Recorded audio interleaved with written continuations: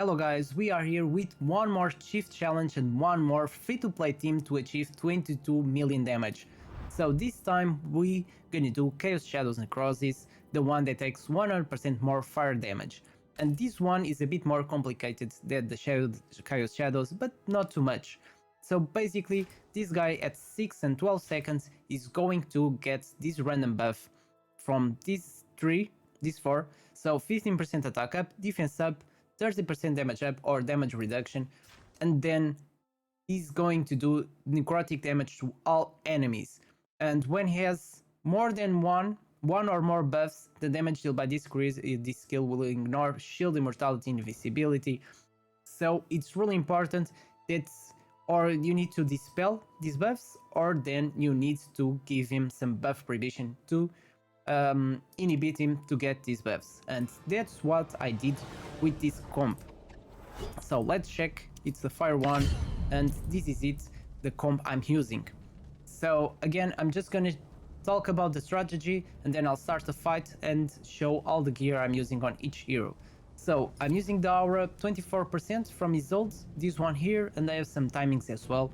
So firstly, these are our DPS, the Karaman and Tonalman, so basically just DPS. Then I have Isolde with some attack, some accuracy, because I want to inflict this attack penalty too on him every cycle, and as well is going to give this shield, okay, this 14% max HP shield, and because of that I'm using Adolphus that is going to give a shield over this shield. And Adolphus has this passive skill where if the target already has a shield, when the hero grants them a shield, the E is going to additional heal them equal to 75% of the shields granted. So since I have two characters giving a shield, Adolphus and Isolde, is going to make use of this passive and give more healing, besides the shield is going to give as well. Then I'm using also Liku. Liku is here for the buff prohibition.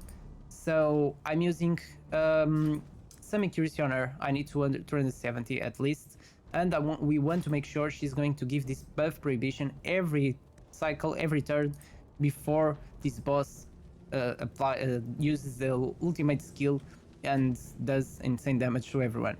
So let's just check the timings. So about the timings, it's pretty easy. So again, this guy takes 18 seconds, the buffs start at 6, 12, and then 18 is going to cast ultimate.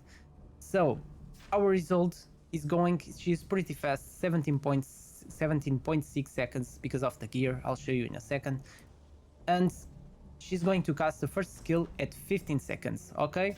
And she's already really quick, so I just want her to cast these ultimates and attack penalty every cycle at 15 seconds. And because of this, I'm using 18 seconds as a skill casting interval. And then Isolde, the Liku, she's going to cast the first time the ultimate at 11.2. So 11.2 will be here, and I want to inhibit both of these skills. So I don't want her to cast her ultimates this turn, the first one. So I'm gonna wait for the boss to use the first round all the skills, and then on the second cycle of his skills, so 23 seconds, will be around here, like the first 5 seconds, so it's 18 plus 5 will be 5 seconds. So she's going to cast the buff prohibition at 5 seconds, and the buff prohibition lasts for 10 seconds. So she's going to inhibit this skill and this skill as well, because from 5 seconds to 12 will be 7 seconds. So every cycle of this boss she's going to inhibit is both skills. And she takes 18.6, but I have the Incense Burner, so with the Incense Burner she's going to reduce the time she takes to use the ultimate. And the skill casting interval 18 seconds as well. So this is the strategy I'm using. Let's start the fight and talk about the gear. So starting with our DPSs, I have Tonalman. He's an amazing DPS, he does insane damage. I'm using a Manticore Satu to increase our battle skill damage. It gives our 20% damage bonus if you have at level 20. I have a lot of crit damage, so Aerial in this case it will help a lot. He's going to do additional 4 attack for every 1 crit damage, and basically attack percentage on his chest, crit rate on his gloves.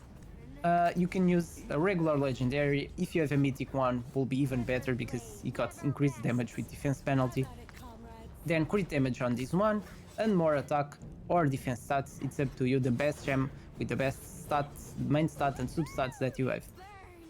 Then Karaman is also really good damage dealer as a wild type, and I'm using as well a real set.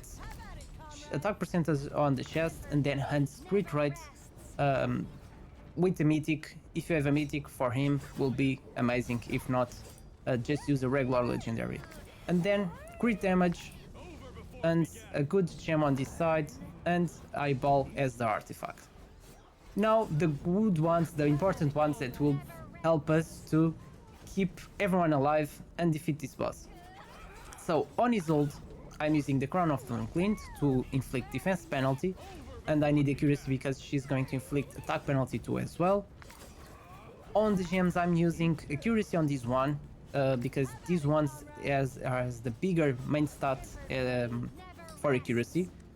And then I'm using these 2 different sets, so 2 pieces of this set to give me this accuracy, and this one to give me these 2 to give the accuracy and skill list, and this one to give the skill list.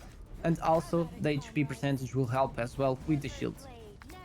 So I need this because, and I have some more skill lists on both gems because I want to reduce this ultimate at least 18 seconds.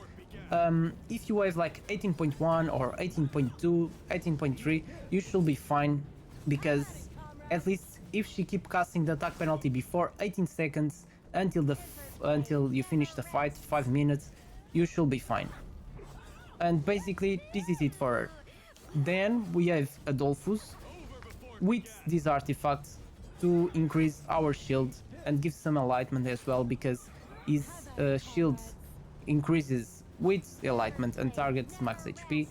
So, and then I'm using this set I was using before. So this set is really good. It will increase the defense of our allies, 15% of the wearer's defense. So because of this, will be really good if you have some defense as a main stat on your gloves. Regarding the chest, enlightenment will be the best one you can use.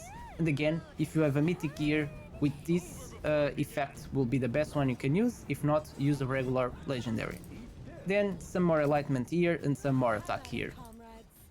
And finally, we have Liko, which is really important. You don't need to use Liko if you have another one with buff prohibition, because the buff prohibition is the best solution here, because you can dispel after 6 seconds, you can dispel the buffs from this boss, but then he's going to cast the buffs again. So you can dispel these buffs after the 12 seconds before the boss casts the ultimate, or buff prohibition. At least you're gonna make sure he's not going to get any buffs at all. So on her, since I don't have 18 seconds, I'm using the Incense Burner on her because it's going to increase our ultimate energy by 10%, and this way she's going to be faster casting the skill after using the first ultimate skill. And on her, I'm using the same strategy, so I'm using these 2 pieces to get this accuracy and skill list, and this one to get the skill list as well, to make her faster casting her skill. But since I'm using the Incense Burner, you don't really need to use 2 pieces of different sets. You can use like 3 pieces of this set, and with the Incense Burner you should be fine. She will be more quick casting the ultimate.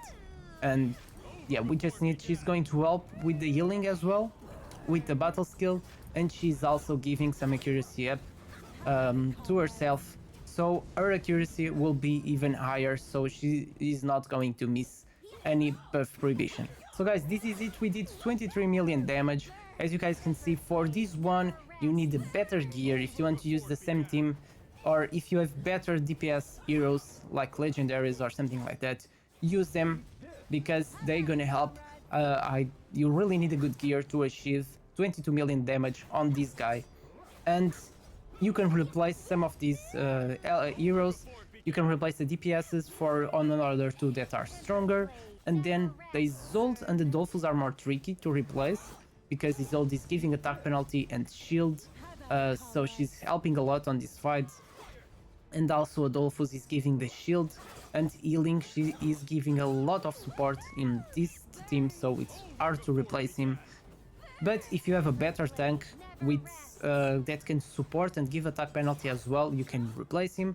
And Liko will be easier to replace if you have someone with buff prohibition as well to do the same job as her, or even a better job doing more damage or better support or something like that.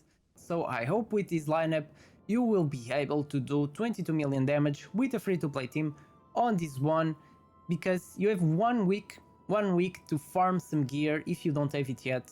So on the first day, the chances to get mythic gear and more legendary gear will be higher, so this is the right time to start farming better gear, and with the better gear you'll be able to achieve the 22 million damage with a free-to-play team. But I'm sure at Season 3 you already have some good legendary characters that you can use on these shift challenges, and with that you're gonna be stronger, you're gonna do more damage, and you're gonna have better heroes for these chaos shadows. So guys, don't forget to press that like and subscribe button if you enjoyed this video. Thank you so much for watching, and see you next time.